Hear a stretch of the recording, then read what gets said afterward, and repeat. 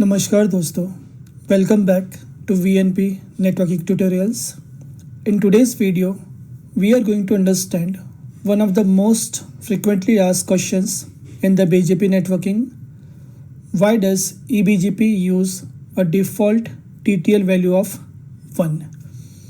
Many networking engineers know that eBGP uses a default value of 1 for the TTL, but they often don't understand the reason behind this design. Is it just a default value or does it serve an important purpose? In this video, we will answer all questions by looking at how the time to leave, that is TTL field, works in the IP packet, how routers process it, and why Cisco designed eBGP to use the TTL value of 1. We will also see what happens when a packet travels across multiple routers, why eBGP neighbors are normally required to be directly connected, and when you should use the eBGP multihop command. So, without wasting any further time, let's get started. Let's first look at the topology displayed on the screen. We have 3 routers connected in a line, or you can say back to back. R1 belongs to autonomous system 65001, R2 belongs to autonomous system or AS number 65002, and R3 belongs to AS number 65003. The links between the routers are: between R1 and R2, we have 10.1.1.0/30 network. Between R2 and R3, we have 10.1.2.0/30 network. For this example, let's assume that router R1 is trying to establish an eBGP session with R3 while using the default TTL value of 1. Let's see what actually happens to the packet as it moves through the network. Step 1. Packet leaves router R1. Let's watch the packet's journey. R1 creates a BGP packet and places it inside an IP packet. When the packet leaves R1 router, the IP header contains a TTL value of 1. At this point, the packet has not yet crossed any router or any L3 router, so the TTL value remains unchanged. The packet is then forwarded towards the router R2.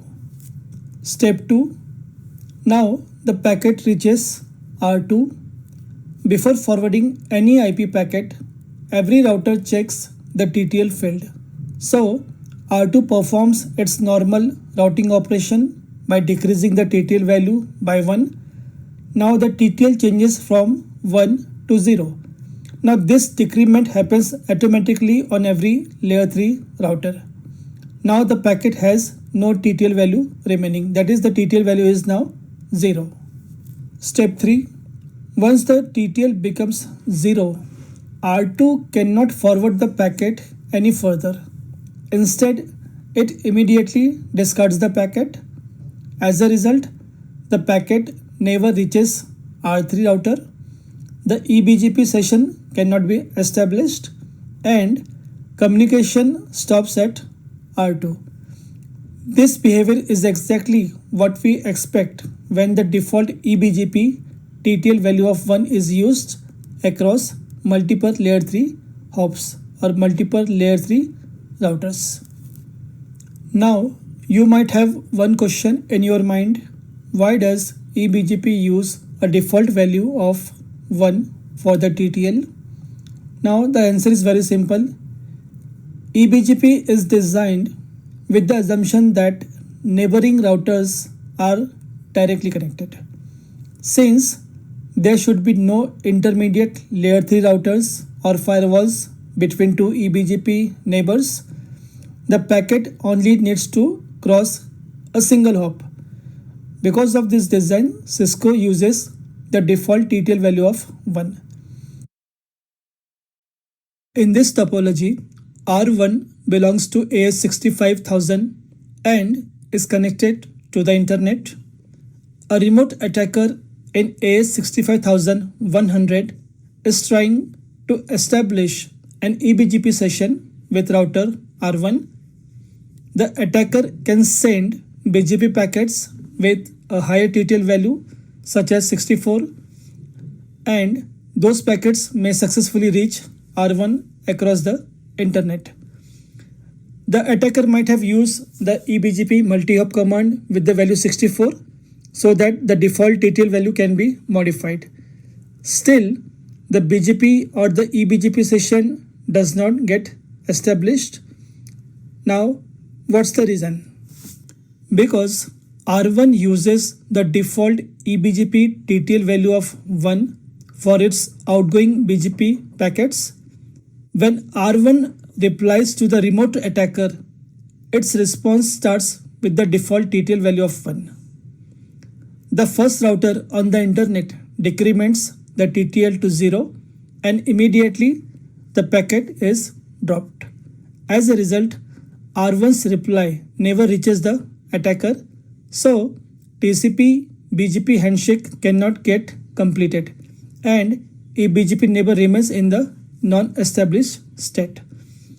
This default TTL behavior helps ensure that eBGP neighbors are normally directly connected, providing an additional layer of protection or security against remote eBGP session attempts.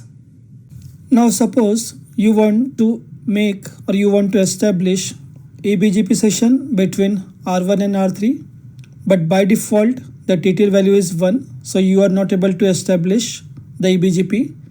So what is the solution for this kind of scenario? Cisco provides a simple solution for this situation. The eBGP multihop command allows you to increase the TTL value so that the packet can cross multiple layer 3 routers before expiring. For example, for any BGP neighbor, you can execute the command eBGP multihop 2. So this allows the packet to cross 2 layer 3 hops. If the routers are even far away, you can configure a larger value. For example, if you configure the command eBGP multihop 5, now the packet has enough TTL value to travel through several routers before reaching the remote BGP neighbor.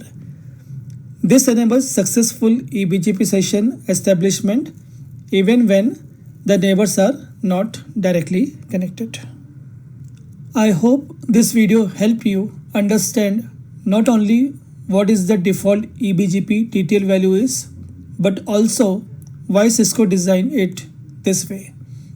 In the next video, we will dive deeper into eBGP multihop command. We will also configure it step by step in GNS3 and verify the TTL values using packet captures and see exactly how BGP session is established across multiple hops. Thank you for watching and I will see you in the next video.